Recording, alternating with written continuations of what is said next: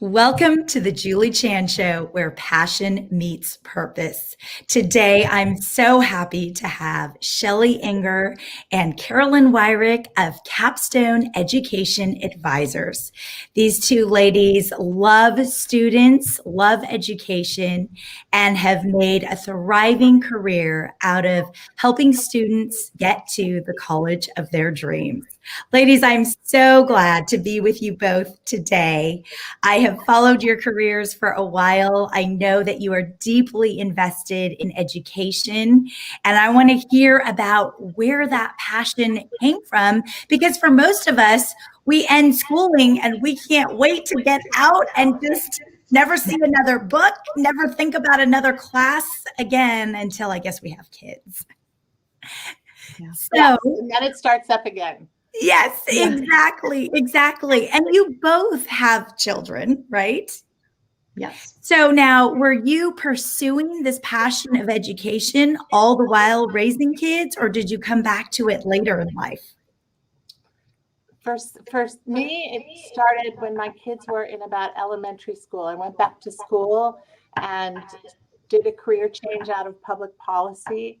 I worked in politics and public policy, and then decided I wanted more of a mom-friendly, and I went back to school and got my master's in psychology, and then also added on another year to get credentialed as a school counselor.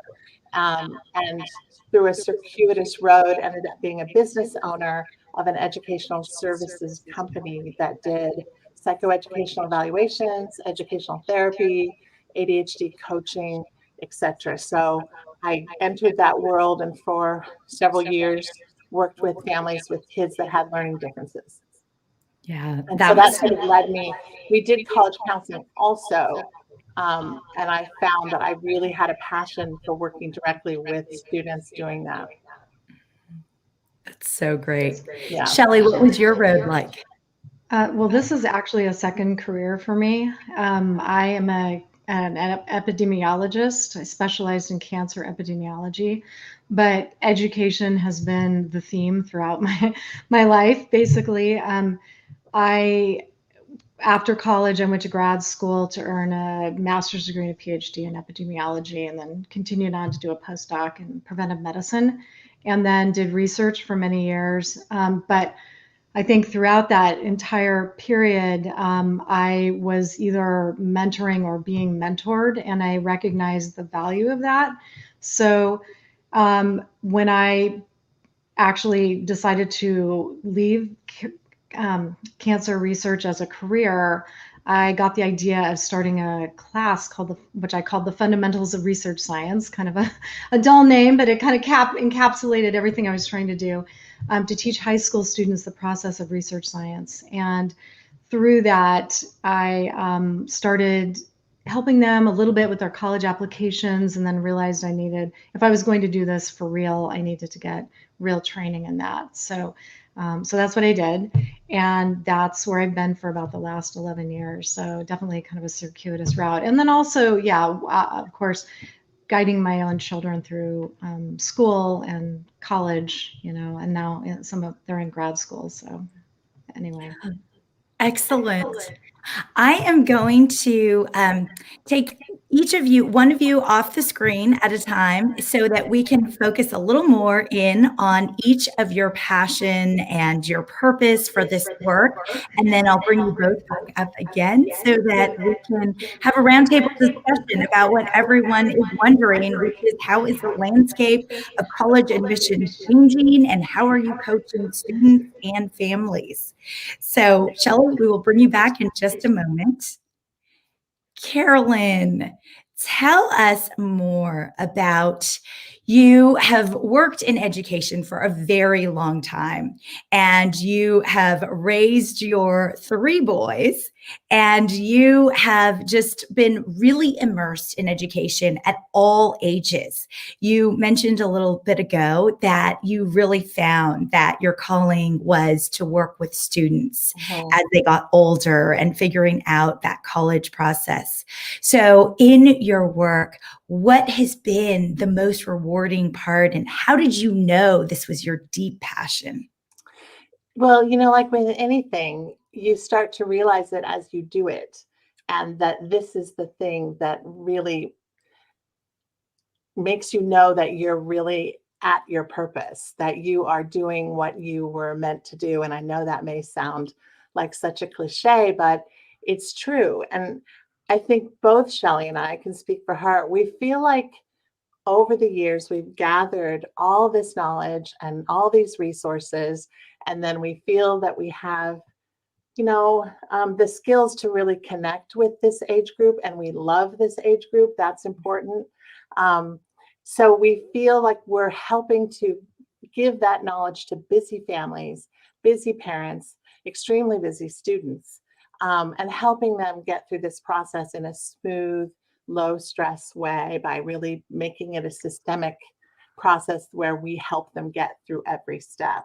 Right. So, And less stress. yes. So we feel like, I still feel like this is such a privilege, that I get to be a little small part. We get to be a little small part of the growth of that student, because the very act of going through college admissions is a maturation process, a growth process. And we're just a tiny part of it, but we get to watch that and be a part of it and help with that. It's so rewarding. It's just so rewarding. I still get excited. You're similar. You have a lot of passion, and so I know you get this. I remember in my previous office, I'd hear the little tinkle when the door opened, the ding, ding, ding when the door opened, as with the first time a new student was coming that I'd never met. It just excites me because I'm going to get to now know this unique individual, this that is emerging as this, independent young adult. Yeah. And we really get to know the kids because we have to help them find their fit. So now, as the Zoom is about to start, I am excited every time. That And is, the kids are all so different, Julie, so different. And I'm sure, just like our own kids, right? Yes. We have our own 3 kids, and Yes. it's like, how can Yes. they learn so different, be excited about completely different things, show excitement in completely different ways? Yes. So it's a real gift for you to be able to work with such a diverse, Yep. Group of people who you never know. Like you say, the door chimes and someone comes in and you have no idea. I just love it. I love making that connection and getting to know them and meeting them exactly where they are. Are they super academic? Are they athletes? And that doesn't identify them. I'm just saying that they come in with their identity so far, and what's important to them. And we help them start to make decisions. That's Right. what it's a lot of it's about. We have our students do the research themselves with us. We walk alongside them as they research colleges, and it's so fun to start to see them become decisive. Do you know what I mean? When you think back to your own high school journey and deciding what college to go to, and you look forward at what you're doing now, what comes up for you about that experience? Did you ever imagine that you would be doing this someday? No, I didn't, but it's been so nice to come around to it and to have all of the things in my toolbox ready to use with the student. And I loved college. Shelley and I talk about that. I loved college. I loved getting away and loved my classes and was excited for every class. I know not everyone feels that way, but that's what it was like for me. And I also had one of those experiences of stepping onto a campus and knowing this is That it it. was right. Yep. And so we so encourage, if possible, for families to tour and go to the colleges because it helps the student bring it all together and start to see, I don't feel right here. Oh my goodness, I feel at home here. So I had that experience and then also just enjoyed it. And then I have 2 additional master's degrees. So see, I just love learning and love being in school. Right. So I like this whole world of education. So that helps because then we can help Absolutely. right, we can help the student get excited about it. Right, right. And you have So, the fact that you love education so much means that you also love the constant research of what's yeah, happening at colleges, yeah, or how things are changing, what's going on. And really, it's the passion for you that then overflows and helps students in their decision-making yeah. process. So we, Shelley and I travel a lot. We've each been to probably about 120 colleges. We So love that important. aspect. We're already planning what we're going to do this year. We love the conferences. It's a very collegial career because the people who are in it are all so interesting and come from different careers. And then it's just constant learning, Julie, every day. There's That is some so much nuance. And fun. that's why if we're constantly having to learn and having to talk with our colleagues about there's a problem right now with Naviance connecting with the this and the that, how is a student supposed to keep up with all this, or busy parents? Yes. So by doing that, we can bring that to the family and they can be really confident that, that we know what we're doing and that we're going to get their student Absolutely. from A to B, right? Right. Yes, and that is what's so important, is that Yeah, they feel confident and trust your ability and your passion. right. Carolyn, thank you. We're gonna bring Shelley back, and then we will bring you up in just a moment with her. Thanks, Julie. Shelley, let's talk about your passion. Clearly, you started out very science oriented, had a long career there, and I love that you found that you really loved connecting with students and taking them on a journey. I imagine early in your high school, college life, that wasn't something that was even on your radar. Talk about your years before. Yeah, well, actually, it's funny when I think back on that. That was part of the process, and I think that's how I got to where I am today doing this. So it doesn't surprise me looking back that this is where I ended up, but I would have been surprised at the time, in high school or college, like what you asked, Carolyn. When I was in high school, so I went to San Marino High School and I was on the cross country team when Phil Ryan was the coach at that time. And he had actually really sort of built mentoring into that program. So I started off as a very shy freshman, not any confidence in myself. And by the time I was a senior, I had confidence and leadership skills that I was able to take with me to college, which really made a huge difference. Because when I went to college, I realized that I liked biology a lot. I liked math a lot, but I had no idea what I wanted to do. So I went out and I did an internship almost every year of college just to try to figure it out. And by doing those internships, I received amazing mentoring. The mentoring at the time, I don't think I was aware. I just knew, like, okay, this isn't what I want to do. Let me try something else because I don't know what it is I want to do. So I kept going that way through college. And my senior year, I was mentored by someone who I met during a formal internship with the California Department of Health Services, who introduced me to the idea of epidemiology, which was a perfect blend of my interest in biology and math and health. And it was, I think, kind of at that point that I realized, at least subconsciously, what this process was like, to get where you need to be in your career, or at least to figure out what you like. And it also made me realize how much we don't know that's out there. And if you don't explore, you're not going to figure it out. So the exploration process was very important.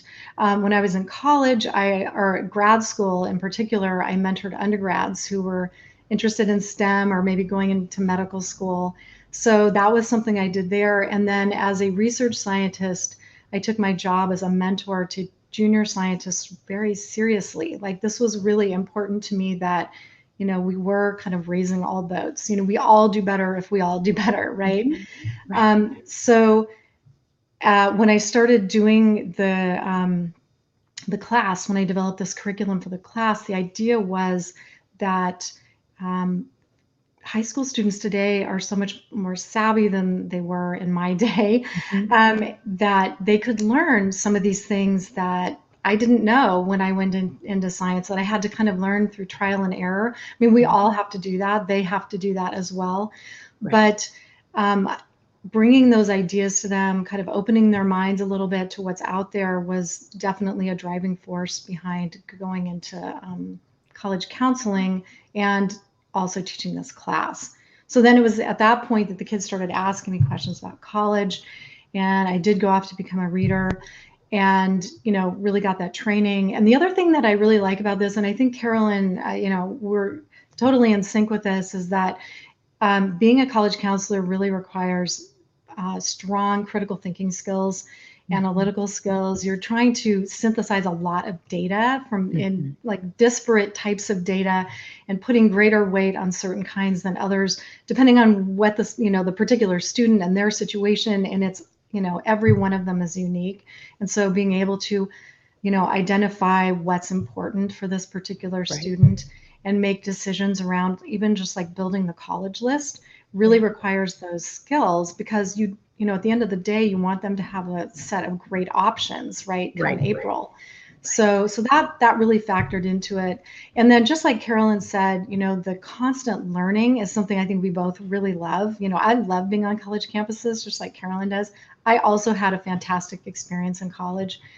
Just to be in a place that is so intellectual, where there's so many interesting conversations about what could be or what might be, is just that's what I love. So that's a lot of why I like to do this, and I like to share that enthusiasm with my students and help them get excited for I college as well. especially love, Shelley, that you really highlighted the idea of you were mentored and you have always loved the experience of mentoring others.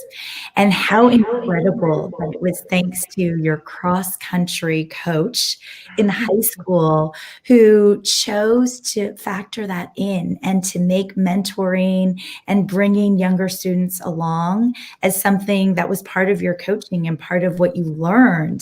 And just thinking about that, like, it's amazing when you go to class for one thing, right? Whether it's cross country or math, and you learn something in addition that you weren't expecting, but it becomes a part of your life forever.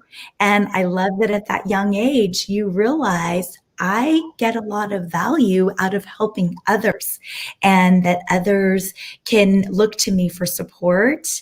And then that went on in your life. And although you chose, epidemiology and going so science focused, you still always found ways to mentor others.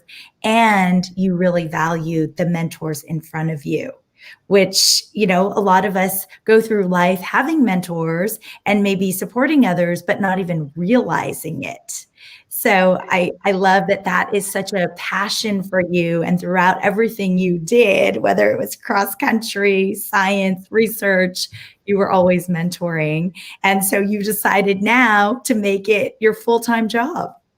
Yeah, that's right. I think we So great. like that we're full-time mentors. Yeah. Yeah, we're exactly, you're full-time mentors, and you both, Carolyn, you're back now too. And I just love to have you both here, um, to just go deeper about, your experience with helping students. And as we are coming out of COVID, I'm sure that was a really tricky time at the beginning of COVID, but it seems like for you and your business, it has actually sort of been a blessing in disguise of being able to meet many more students. You don't have LA traffic to get to where you got to go because you're right on Zoom. And second of all, you can reach a lot more students and families outside of your local area. Yes. It's Yeah. really been, a gift. If, out of all of this, terrible COVID, this has really changed our business model to one where we can really help families all over the country. And we're starting to do that. And in fact, some students around the world. And that is exciting and interesting. And again, keeps the job so rewarding and challenging. Another thing that's really helped is the synergy of Shelley and I coming together. We knew each other and about each other for years. And I remember referring students to her because my specialties are the humanities, social sciences, psychology, business, and kids with, I have a niche passion. We're helping kids with ADHD, etc. But I am not, set up to help for pre-med and medical school, and which Shelley does. She does medical school advising as well. So bringing us together meant that we're just finding that it's just helping us grow exponentially because we work as a team. We talk constantly and help build college lists for all of our students. We help with all essay reviews as a team with our associate Kim. And so everything we do is as a group, and all of what I've learned from Shelley about STEM has, just been amazing. And I think she'd probably say what she's learned from me about learning differences and about working in, social sciences, etc. It's just so exciting that, coming together, we're, exponentially, we're better, as two than we would ever be as one. Because collaborations are always beautiful. We can serve all families now. So that's been great. And then the Zoom is working really well. We're connecting easily with students that we still, as we are doing right now, we're, working closely with them. In some ways, we can see that they really prefer being at their own desk with their own computer, and we, share screen and look at their work, etc. And it works really well. It's very efficient, which gives us more time to be with them. So let's talk a minute about the new world of SAT, ACT, or not.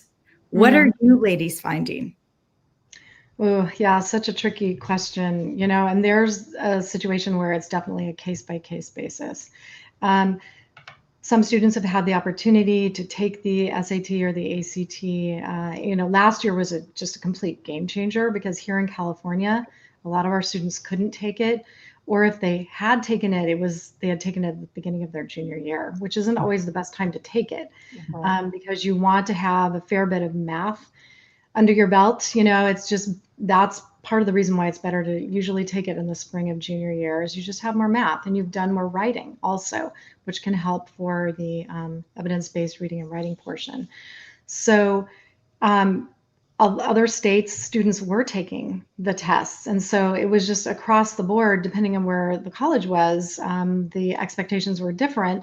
Most of the colleges, almost all, went test optional, not all of them, or they went test free altogether.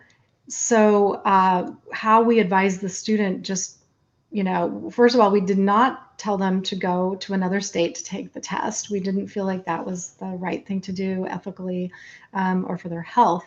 And as an epidemiologist, of course, I'm not going to recommend something like that. But and some of them did do that, and it was fine.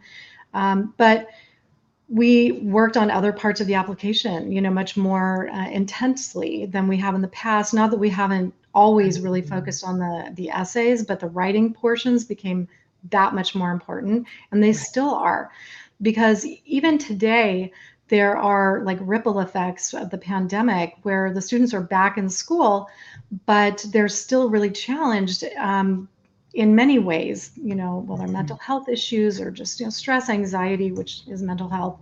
And so preparing for these exams, I've seen, has been difficult for some of our students.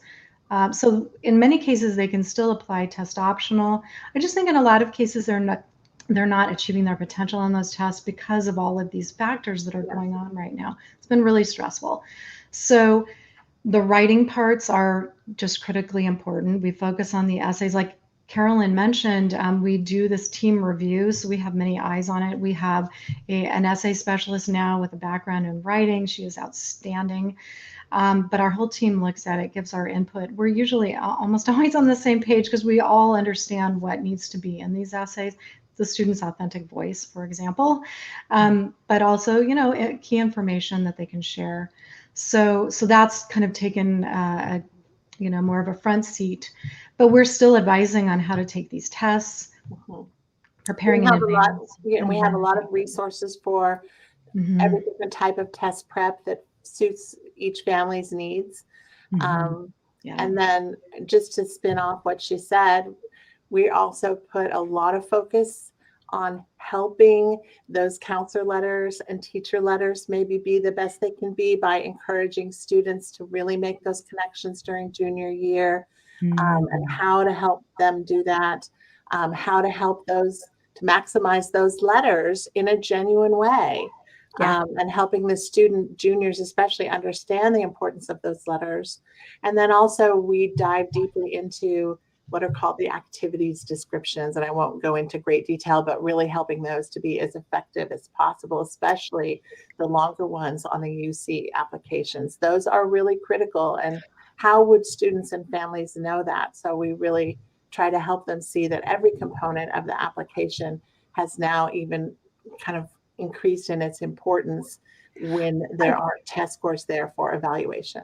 I want to touch on the one point you made regarding making the connection and teaching students that importance, really honing in for students that their own connection to these teachers that they're considering to have write their recommendation is a factor of them genuinely making that connection and going outside the class, beyond the classroom, to talk to that teacher. And even when they don't necessarily need help in the class or they've got the class down, in order for a teacher to know that student and to be able to write them a recommendation, they need to know a little bit about their personality, who they are outside of that academic environment, right? And the nice thing about, and I'll be quiet, so Shelley, I didn't want to, just to finish this thought, every single thing we do is not designed just to package the student and make their application be the best. The wonderful thing about this is that's actually helping them grow and learn and become better prepared for college, because that's what they need to do with professors, is have that skill honed, to get that practice, to go to office hours and to raise your hand and contribute to the discussion, but seek help when you don't understand something. So their real skills inside the classroom need to be developed as well, so that they're showing that intellectual curiosity to the teacher. And then, Shelley, you could talk about the counselor letter maybe a little bit and how we can help maximize that. Yes.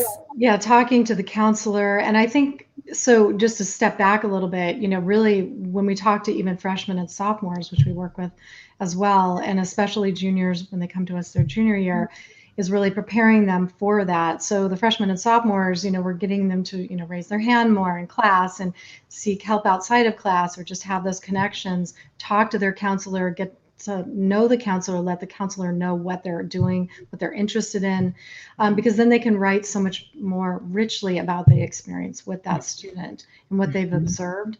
So, starting earlier actually can really help with that process. But yes, it definitely flows over into college and beyond, because these are skills, these are just life skills they need going forward. And it's the same thing with, but just to jump in, the same thing with extracurricular opportunities, extra academic enrichment opportunities, everything that that you can pursue in your interest area, which we can help with freshmen and sophomores to develop. What are you going to do this summer? What do you feel like doing? What are you interested in?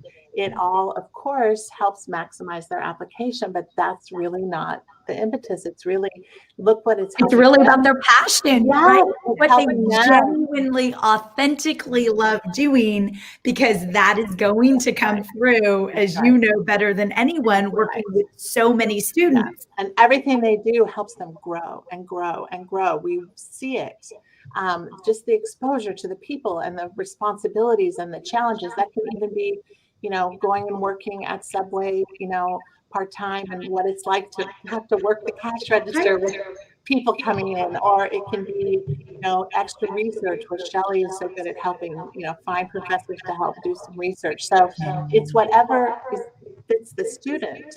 And so it all just comes together, and that's why it's so much fun to do this and help them. It actually all comes back to passion and purpose, just like your passion and purpose for doing this work. In what you do, you are helping students figure out what they're passionate about. And if they join and participate in activities that really light themselves up, that excite them, or that they're trying out to figure out, right? If they are passionate about these things, and if they're not, then they need to move on and find the thing they do love. Otherwise, they'll do what many of our own friends did, which is follow a path that maybe wasn't theirs, but somebody else who was leading them down a path. And I'm sure that we all want to make sure we mitigate that, because time is of the essence and everyone should do what they're passionate about. Right. So good to be with you ladies today. Thank you so much. Thank you for the work that you do in loving students and supporting them through their journey. It's wonderful to see how joyful you are about what you do and how you came to this journey, and how you're just helping students so much. Thank you. Thank you. Thank you, Julie. This was fun. Yes, thank Thank you. you everyone for joining us here on the Julie Chan Show, where passion meets purpose.